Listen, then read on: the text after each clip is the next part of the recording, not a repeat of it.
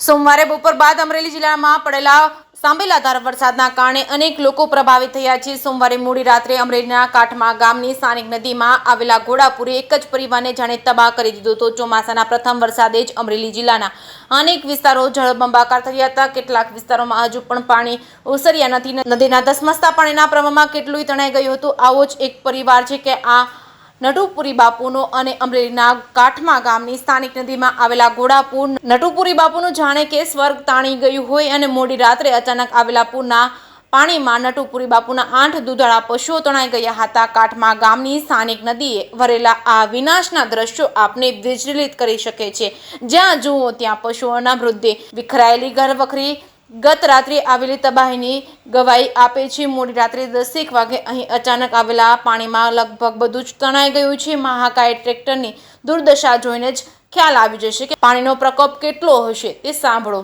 અમરેલી જિલ્લાના અનેક વિસ્તારોમાં આ પ્રકારની તબાહીના તસવીરો સામે આવતાની સાથે ધારાસભ્ય કૌશિકભાઈ બેકરિયાએ પીડિત પરિવારની મુલાકાત લીધી હતી અને સાંત્વના પાઠવી હતી। ગઈકાલે રાત્રે આવેલા પૂરના પ્રવાહમાં તણાયેલી ગાયોને બચાવવા જતા એક યુવક તણાયો હતો અને પરંતુ આશ્ચર્યની વાત તો એ છે કે તણાતા યુવકે એક નાનકડી વાછડીને બચાવી લીધો હતો, જે ચમત્કારથી જરાય ઓછું નથી। જે સિંહ ગુજરાતી સાથે જૈનિક સુચિત્રા અમરેલી। અત્યારે અમે કાઠમા ગામની મુલાકાત આવ્યા છે।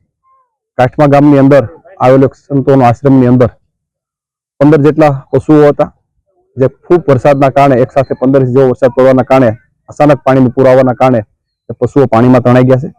7 જેટલા પશુઓની બોડી પણ મળી ગઈ છે। બાકીના પશુઓ આગળ તળાવમાં ગયા હોય લોકોની આશંકા બેસે છે, પણ ખાસ કરીને ખૂબ વરસાદના કારણે મોટી નુકસાની પણ થઈ છે। આ વિસ્તારમાં પશુઓ તણાણા છે। જે સંતોના આશ્રમમાં અત્યારે આશ્રમની મુલાકાત લીધી છે અને અધિકારીઓને પણ બોલાવ્યા છે। એમનું પીએમ કરી અને યોગ્ય વળતર મળી રહે એ પ્રકારે સરકારમાં રજૂઆત કરીને તાત્કાલિક વળતર આપવા માટેના પણ પ્રયત્નો કરી રહ્યા છે। જે રીતે વરસાદ પડ્યો એ પ્રકારે નુકસાની પણ થઈ છે। સમગ્ર જિલ્લામાં પણ ખૂબ મોટા પ્રમાણમાં વરસાદ પડેલો છે। હું આ તકે બધા લોકોને વિનંતી કરું છું, જ્યારે આવડા મોટા પાણીના પૂર હોય ત્યારે કોઈ પણ સાહસ ના કરવું જોઈએ, બધાએ સાવચેતી રાખવી જોઈએ અને વહીવટી તંત્ર પણ ખૂબ સારી રીતે કામગીરી કરી રહ્યા છે અને સૌ લોકોને મદદ પણ કરી રહ્યા છે। શું નામ તમારું? દયાબેન।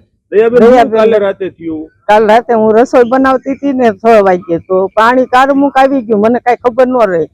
સીવો મીંડો રાયડું નાખો, મમ્મી બહાર નીકળી જા, મમ્મી બહાર નીકળે એવી પોઝિશન અમારી હતી જ નહીં। છોકરો તણાઈ ગયો તો મેં કીધું એને હાથ પાડું, અવાજ મારું છું, ભાઈ સિવાય ક્યાં છો તો ભેહું છોડવા ગયો તો એ વીયો ગયો, માંડ બહાર નીકળ્યો છે। કેટલું નુકસાન થયું બેન? નુકસાન વાસણ ને ગોદડા ને બધું વી ગયું બધું। પશુ કેટલા વહી ગયા? પશુ તો ઘણા ગાવું ને એવું ઘણું હતું, પણ બહાર તો પછી નીકળવાની કઈ પોઝિશન મારી હતી જ નહીં। હું તો ખાટલા માથે બેઠી નિહાળીને પગથિયાં સડી ગઈ હતી, ત્યાં ઉભું રહેવાય એવું નહોતું ક્યાંય। કઈ સુધી પાણી અંદર આવી ગયું હતું રૂમમાં।